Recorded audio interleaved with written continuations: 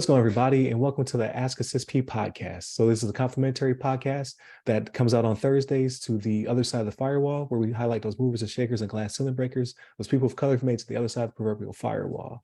Today is a little bit different, so we're doing the Thursday podcast. I'm talking to Sam Brown is with us. He is a professional speaker and consultant for staff and program development.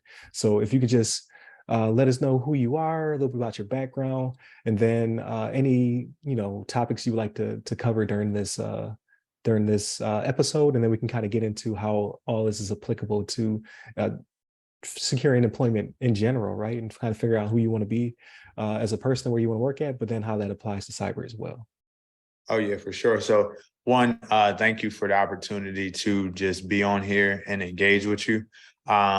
Super excited. So again, everyone, my name is Sam Brown. I am a professional speaker and a consultant for staff and program development. So what that means is I travel as a speaker. I do workshops with students, middle school, high school, college students, mainly around just like job readiness, leadership development, mindset development, and just becoming the person that you desire to be, like identifying who that person is and actually giving them the tools, the skills, and the confidence to become that person. And I also am a consultant where I train staff around the same thing, becoming the person that you desire to be, how to develop as a leader in your role, how to continue to build a strong team that's able to serve the people that you serve. And then also supporting them in creating and developing programs that focus on engagement, retention, and recruitment of participants, of community members, whoever your target market is. So super excited to be here. I have over 10 years experience in teaching job readiness courses. I've developed curriculum around job and career readiness, and how to, get into an industry, how to shift out of that industry if you're looking to jump into another one. So just being able to teach that to people of all ages from 14 to 24 has been an amazing opportunity for myself. And recently I'm in the process of finishing up and releasing my first book, Grow Through What You Go Through. And that's just, again, about how do you grow through your life experiences to become the person that you desire to be, even if that means you want to jump into something new like cybersecurity, right? How do you become that person that you desire to be that can make that shift and excel in that new career field? So I'm super excited to be here. Oh, absolutely. And that's amazing. Like, I'm glad to get you on before, you blow up with the book going on. That's awesome. So I have a lot of questions just from your introduction, right? So you said you've been doing it for about 10 years now. What kind of led you down that path? Like, what made you say, okay, I want to work within this field? And then like, was that before or after you started to speak publicly? Yeah, so ironically, majority of my professional career, because I'm 28 years old, so fresh out of high school, I just wanted to jump into this field because I had the pleasure of going through programs like that where, they opened up my eyes to how to not just obtain a job, retain a job, how to find, a career of your choice through different, explorations and different just opportunities, whether it was workshops, whether it was 8-10 week sessions.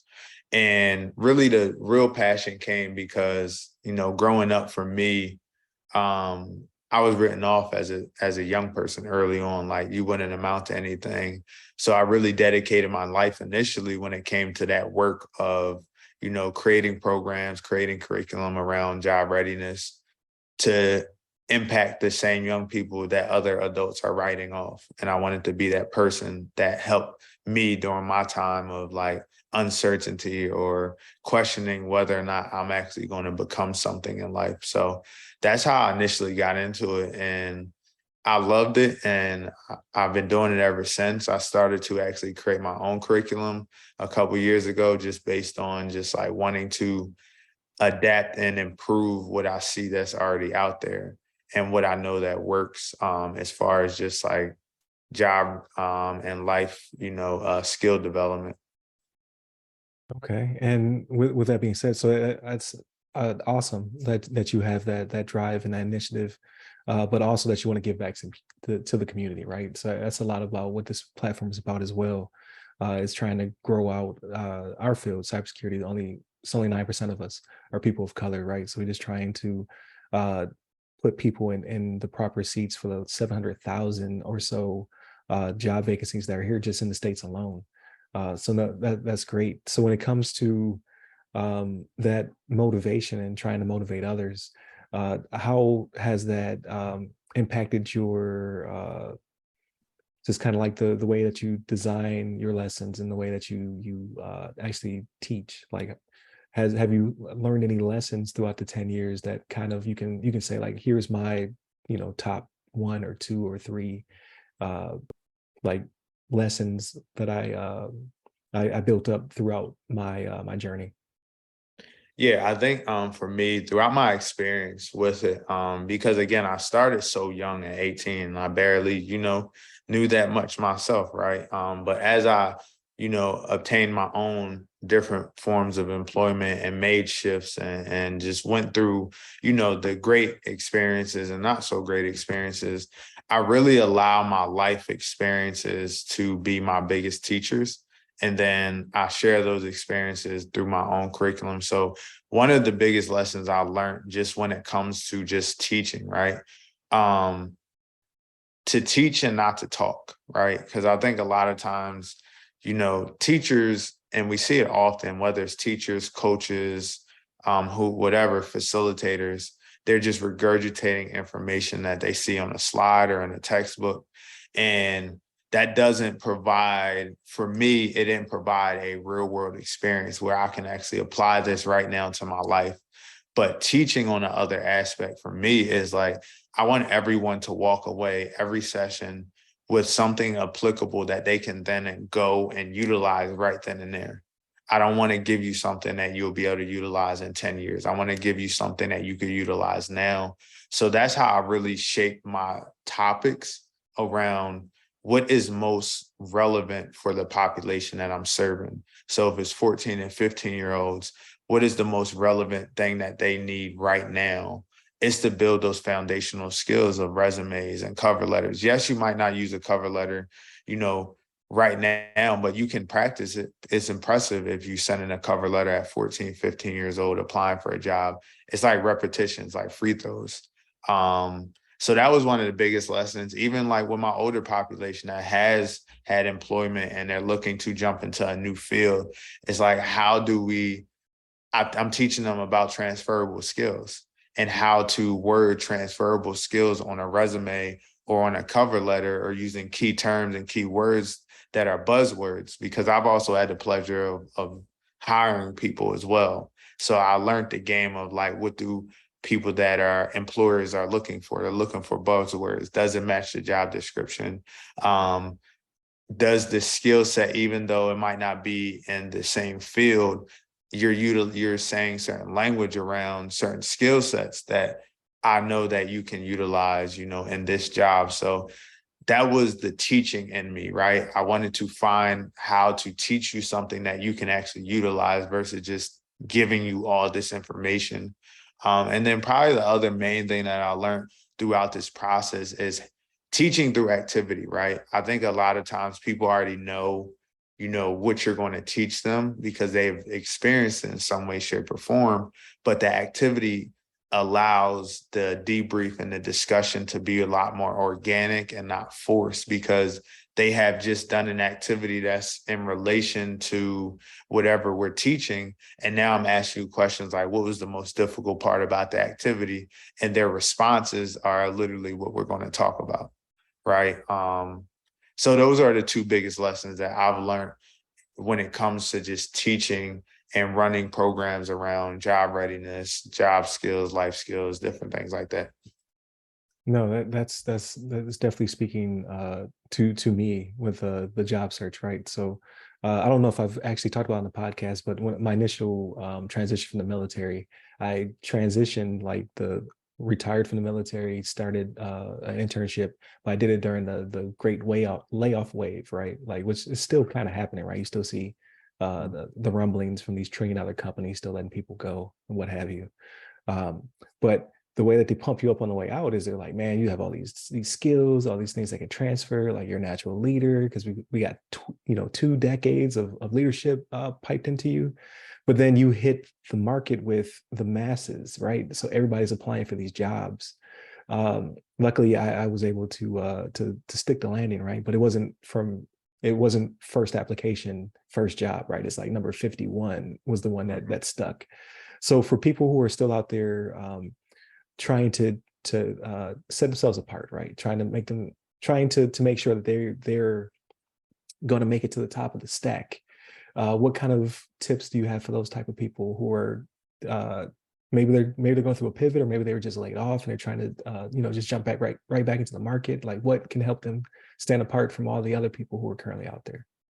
Yeah, so like the one thing for sure that can help people stand apart, and I actually learned this from my mentor when I moved from Pennsylvania to Maryland, and I'm like trying to figure out, what direction, what job do I want to go into. The one thing that he told me was the key terms, like whatever they say and utilize in their job descriptions or in the job postings, take those words. So like if they're looking, when it comes to like qualifications, right? The section in the job posting where it says qualifications, those key terms like someone that is able to lead a team to a common goal. You want to utilize that in your cover letter, and how like you led a team to a common goal, or you want to utilize that when you submit your resume, and under your resume you put like the bullet points of like what you've done in that role. Because the more that they can just see certain language, the more likely you're going to just jump to like, this is at least the interview pile.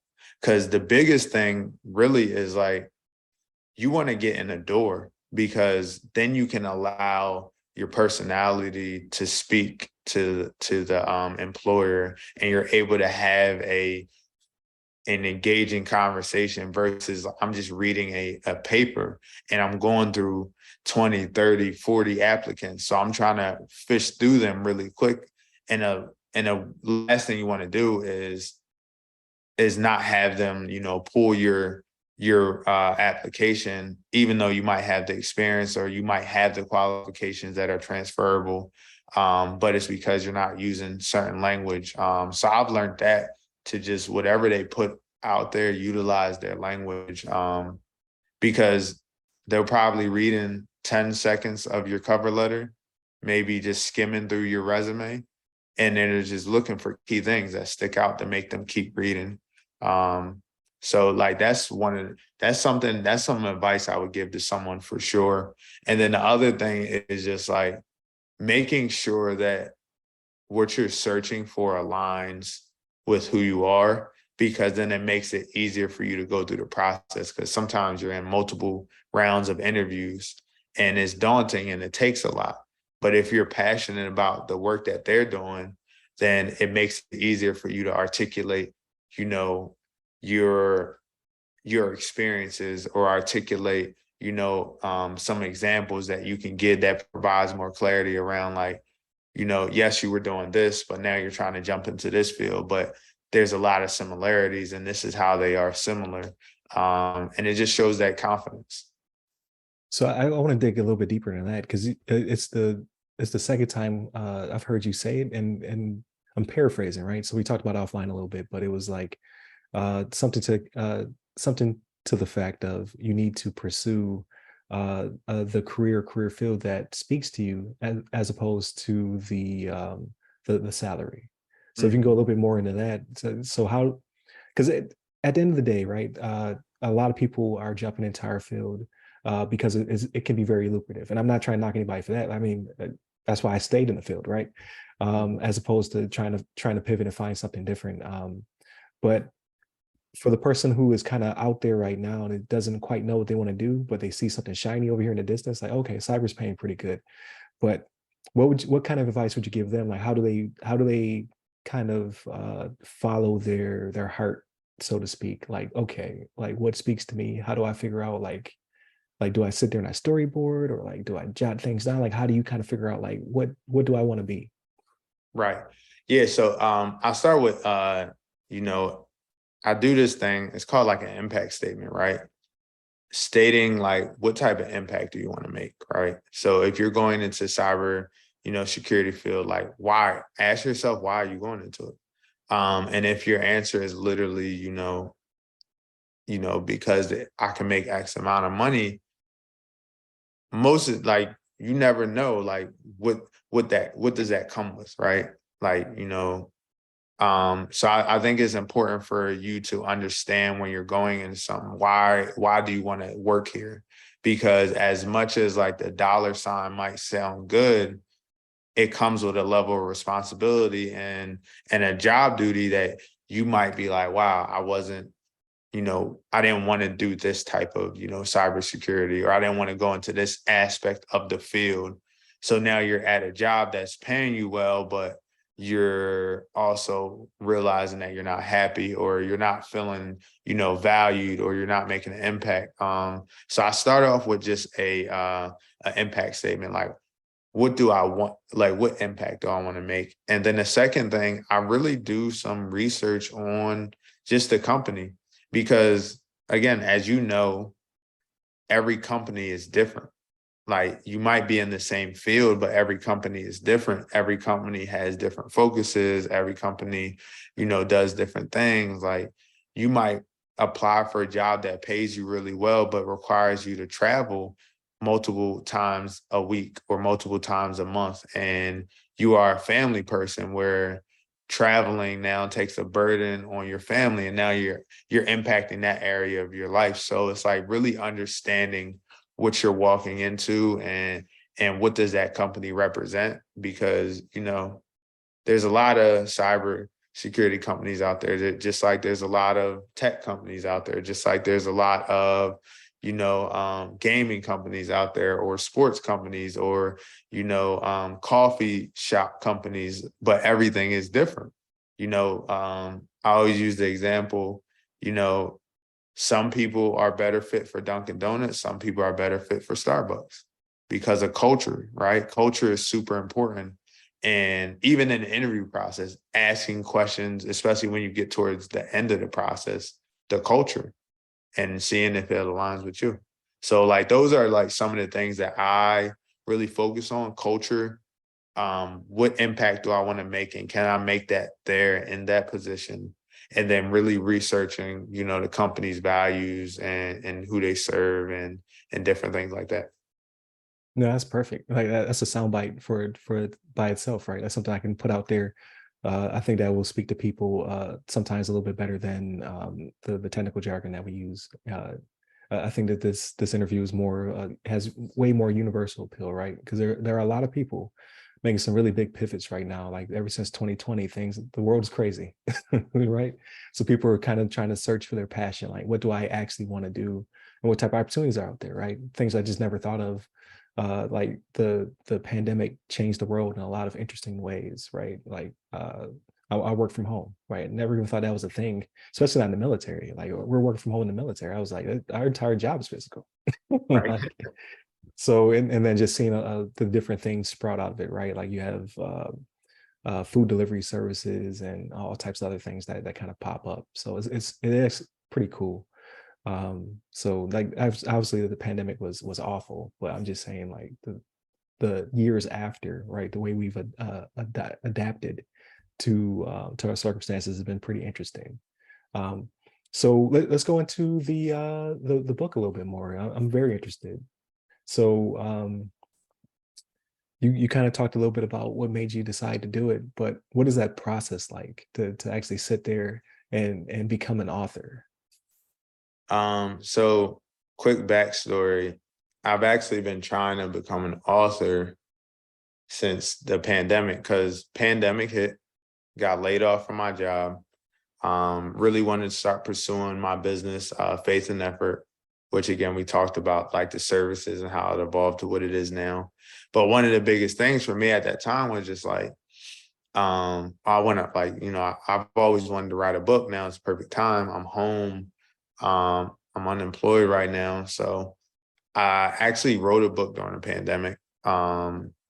It was the book was just focused on create, cultivate, elevate, right? It was very focused on like creating this version of yourself, cultivating that version, and then elevating to become that person.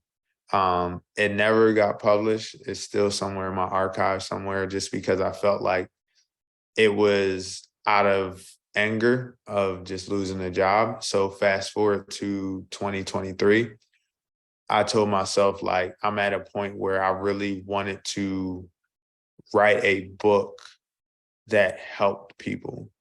And I was in a space, a good mental space, where I actually felt like I can give real value. And I wasn't in like a space of just like uncertainty, desperation, anger, different things like that. Um, so yeah, like the book itself, the process, it was really a lot of self-reflection. Because everything that I poured into the book is something that I've gained along the way in my life, whether it's stories, whether it's inspirational people, um, or just like who I am and the experiences that I went through, because I want people to understand that like your growth process or growing through what you go through is more of a lifestyle choice, deciding that every experience that I have, I'm going to find growth in it, no matter how great or no matter how painful that experience is. It's important to always seek growth, because that can be a tool that you can use to become the person that you desire to be. We're constantly changing. Our values, what we believe in, what we want to do in life constantly change. And it requires you to be equipped to handle whatever comes with that change, which a lot of times is hardship. A lot of times is struggle. So it's like your mindset is super important to develop a growth mindset where it's like, yes, this might not be looking good now, but over time it will. So that process has been interesting. It required a lot of just like locking in, not doing some of the things that I would usually do, staying up late nights, not playing video games, not, indulging in just binge watching like TV, but just really like pushing myself. It was also rewarding to get to that end and feel like I have something viable that can really impact somebody. No, that's powerful. So I don't want to get the quote wrong, but it's growing through what you're going through. Is that Yeah. So yeah, so the title of the book is Grow Through What You Go grow Through. through? Go what you go through. Okay, gotcha. And I'll make sure we put that in the description so people can be on the lookout, right, for when it does drop. And then hopefully when it does drop, you can shoot me a message or something like that, and I can put it up on the Oh yeah. podcast. But like, remember the book we talked about? Like it's out there. So Yeah. Now for no, sure it's that's currently awesome. in production right now. So once I have it finished printing, then I'll definitely send you the link. Yeah, absolutely. No, that's awesome, especially for people trying to aspire to doing something within that vein. Like I've thought about it, but I've never gone past the thought. You know what I mean? Like you think about it, you're like, so many hours. Listen, I went through the process. I tried to write, two other books before this one, and it was just I started, I stopped. But this one, I just told myself like, let's go, let's lock in, whatever it takes, little by little, piece by piece. So I was able to get it done. So I'm definitely. It was a process. I think the hardest part is just seeing yourself as an author, because seeing yourself, it's just like when you change jobs, right?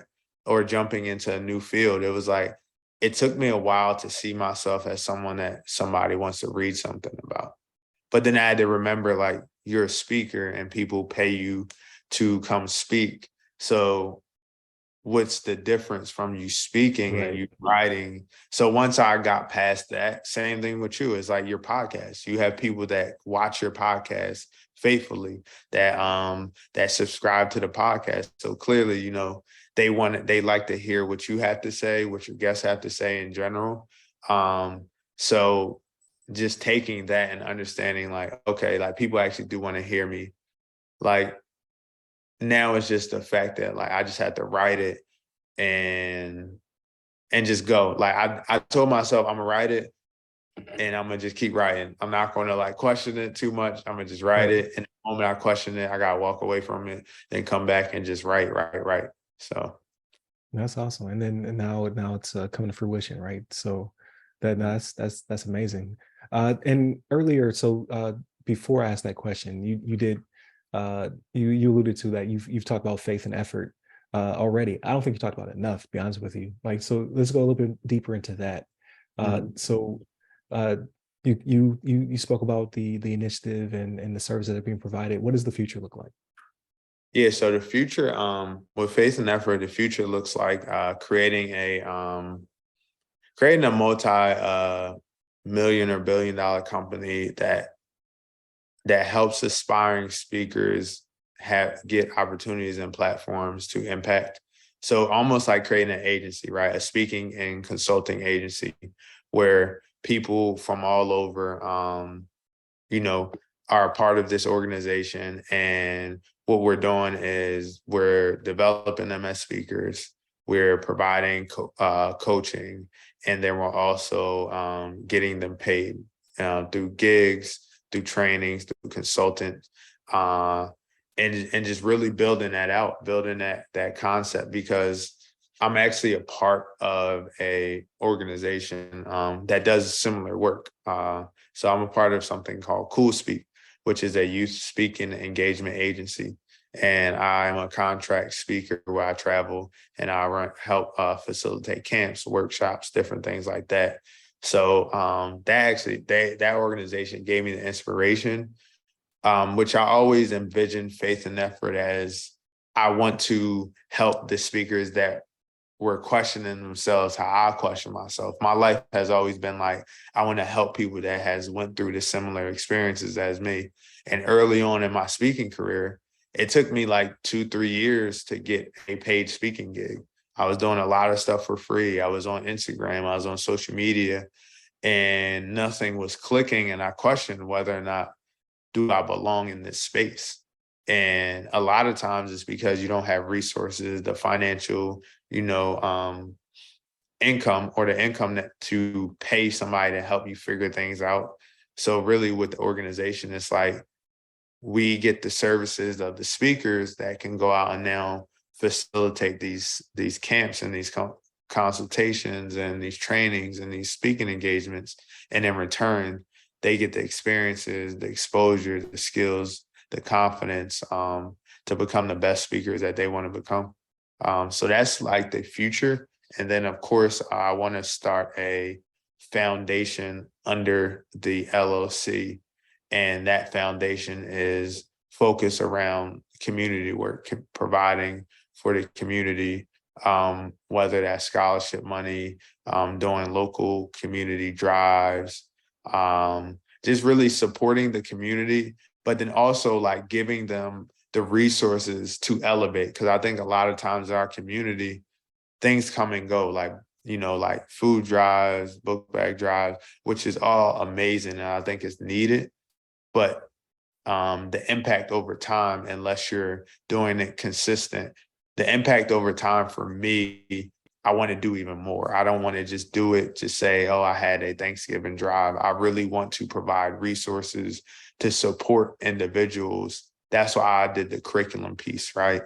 To provide them with free trainings and classes so that they can be equipped to go get jobs in a new field with little to no experience, or be equipped to pivot and just change something and elevate beyond their circumstances, because I've been blessed to be able to do that. And it's only because someone has helped me. So I want to do the same.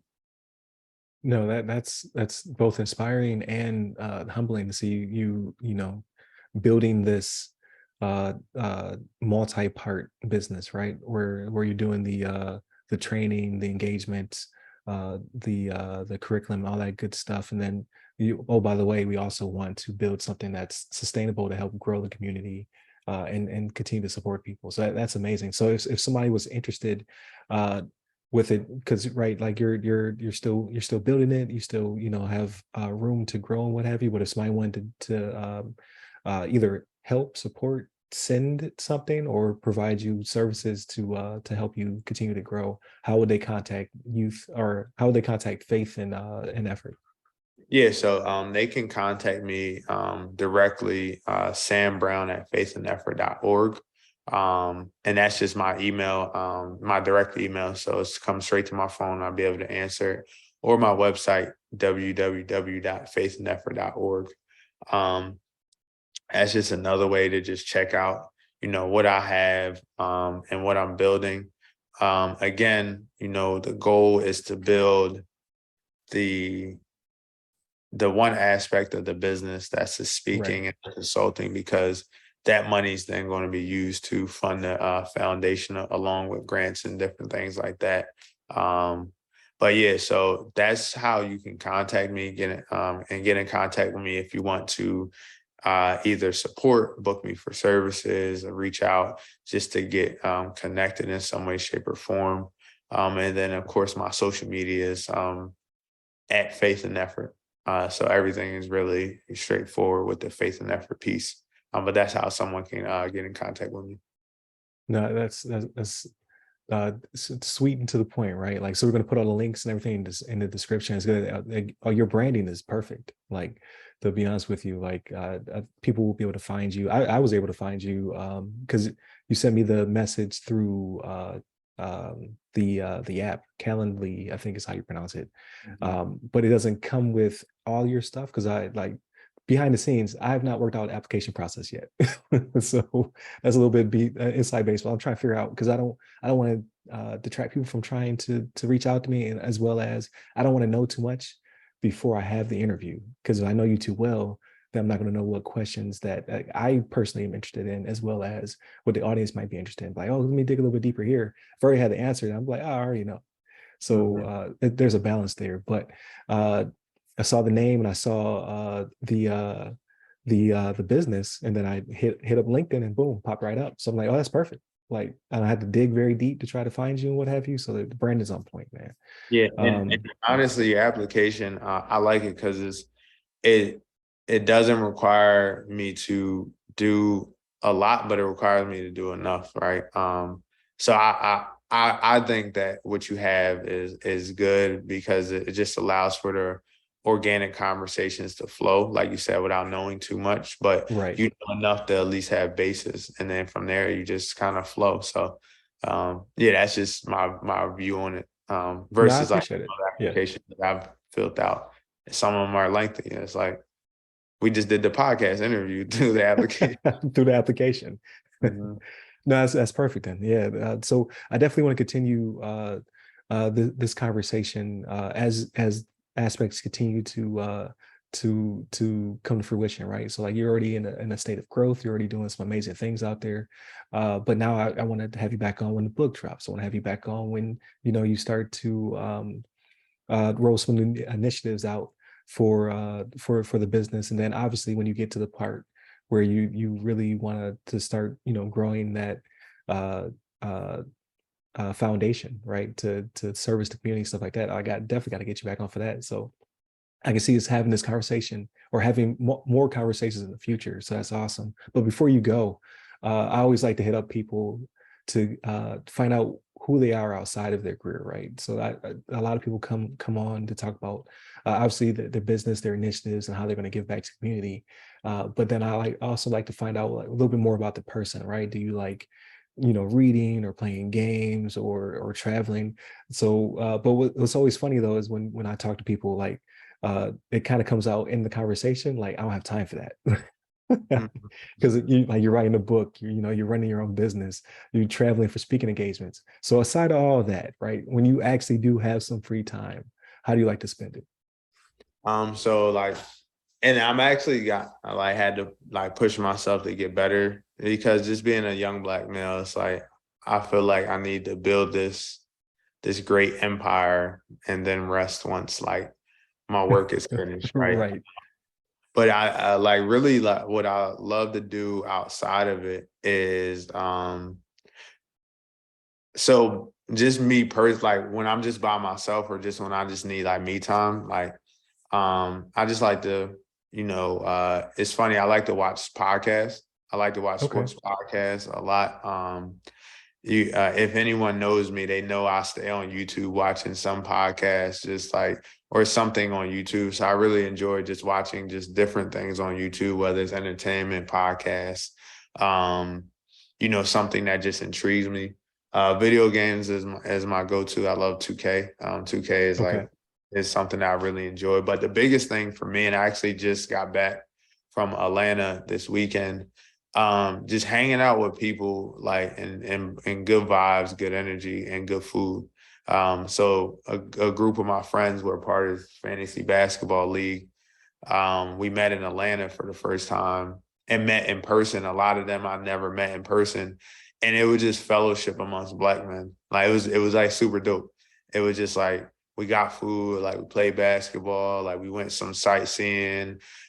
We just chopped it up. We just had fun. So I always Right. love to hang out with my friends and let's just go get some good food and find like something cool to do, or something just different like to do and just be around each other. And it's like I'm very big on just like uplifting the Black community, and I think that's one way.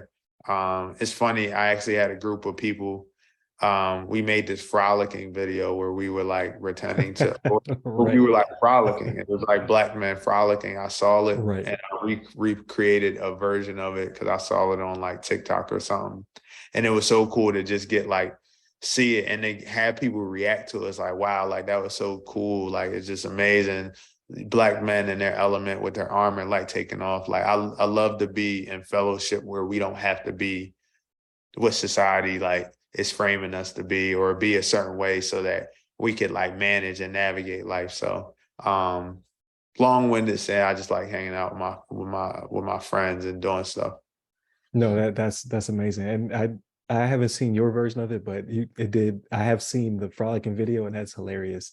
And it is counterintuitive, right? Because yeah, for the most part, the way that Black men are painted is different, right? But he had to do. He was like, "Have you ever tried to frolic?" And he have him running around. I was like, "That's hilarious." And no, And I the haven't. feeling of it is actually enjoyable. Like when I did it, I was just like, wow, like this was actually kind of just fun just to like run Right. freely and just like frolic. I was like, this is actually kind of cool. I was doing it more of a joke, but it actually turns into something that added some value to my life. And it's made Right. me like understand, Black men in America and how like we don't get opportunity to be like quote unquote like free or like and seen in a softer light. So it was Right. cool. No, that's awesome. I'm definitely gonna check out your version of it because that brings like that it brings a smile on my face. That's funny. It's on And my it's it's on my true. It's very Instagram. true. It's Yeah, on your Instagram. Okay. yeah. Yeah, no, that's very true. Like so no, that's good. And it sounds like you're in a good mental space, right? So that's definitely something I like to talk to people about who are pursuing business and who are pursuing trying to, uh not just build their business, but also people who are trying to uplift people or trying to do both. Because you put yourself on the back burner a lot, right? And it's like that across the board with most people who are entrepreneurs. It's just like, yeah, I got all these things I want to do, right? I don't want to miss opportunity. I want to strike while the iron's hot. But then what about you? Like, what are you doing outside of it? So that's good to hear that you have some balance, right? Like obviously you're not going to have all of it because you do have some things that you want to, knock out and what have you. But it's better than most people I talk to, like, yeah, all I do is like X. All I'm doing is studying, or all I'm doing is, working 50, 60-hour weeks. So it's good to have that balance. So no, that's Good definitely food and music, man. I'm uplifting. there. Yeah. Those are my good food and music. Football season about to start back up, so friends come through. We watch some football, eat some good food, just good energy. I just love good energy. It's like it refills my cup to like go after life. There you go. No, that's something to live by, right? Like if anything else, aside from like all the very important and just the wealth of knowledge you brought about the hiring process, what you should be doing on your resumes, how you should be pursuing something that you're passionate about as opposed to just chasing the bag. because we do talk about it, at least in my field, right? We talk about the money a lot of the aspect, but once we fill out those 700,000 positions, like everybody's not going to be driving around in Lamborghinis. So like if you want to be passionate about this before you get too deep, and there's some sense of normalcy in the future, right? I say that, and then people still pursue doctor, lawyer, and things of that nature because they still pay. They're always going to pay well. Oh So, yeah, for sure. yeah. That's So it was, that's yeah, we'll see what the future holds. But no, so thank you very much for joining us on the podcast, man. It was definitely a really good conversation, and you kind of took me a little bit out of my comfort zone, right? Because you quickly let me know, like, hey, my thing is the process of professional speaking and getting people into starting their careers, motivation, mentorship, things of that nature is not specifically for cybersecurity. And then I was like, you know what? I'm gonna try it out. Like I have a lot of really cool people who come on, reoccurring guests, but it is good to have that refreshing take as well as something that's universally appealing, right? So like everyone, regardless of your education, your certifications, or your experience, we all have to go through the job process. Like every single person is gonna have to go through it, and it's uncomfortable. So it's good to know there's certain universal things that people can do to help them get to where they need to be. So definitely thank you for coming on the podcast. For everybody who's trying to find you, I know you already gave us a your plugs and your shout outs, but one more time for the end of the podcast, where can they find you? How can they get in touch with you? And what website should they hit up? Oh yeah, for sure. So again, thank you for the opportunity to be here to just, speak on something that I don't often speak about, but just being able to just provide some form of insight and just the pursuit of like your career, your happiness, life in general. But if you are looking to find me, to come and do a workshop, a training, speaking, looking to support the organization, my website is www.faithandeffort.org. And you also can email me directly at sambrown@faithandeffort.org. And all of my socials, you can find me at Faith and Effort, and you'll be able to find me on all platforms. Perfect. And we'll make sure we put all that stuff in the description as well, so people can quickly click a link and be able to jump straight to your pages. For me, please continue to like, share, subscribe, all that good stuff. I think this is like what is this? This is like episode, I want to say it's number 7 for the Ask A CISSP, but in general, I think we're at like 429, I want to say, this week. So we're rolling through them, right? So Monday, Tuesday are topics, Wednesday's discussion. Thursdays, we have really cool interviews like this one right here on the Ask A CISSP podcast. And then on Fridays, we talk about everything else. So movies, books, games, all that good stuff. So definitely tune in for that to see how we feel about the Barbie movie, playing Zelda, things of that nature. So we like to unwind on Fridays episodes, but definitely keep your likes, your shares going. Hit a bell. There's a bell associated on whatever platform you're on, and just go out and frolic. That's the key to the end of this episode. Try frolicking out. You know what I mean? So with that being said, stay safe, stay secure.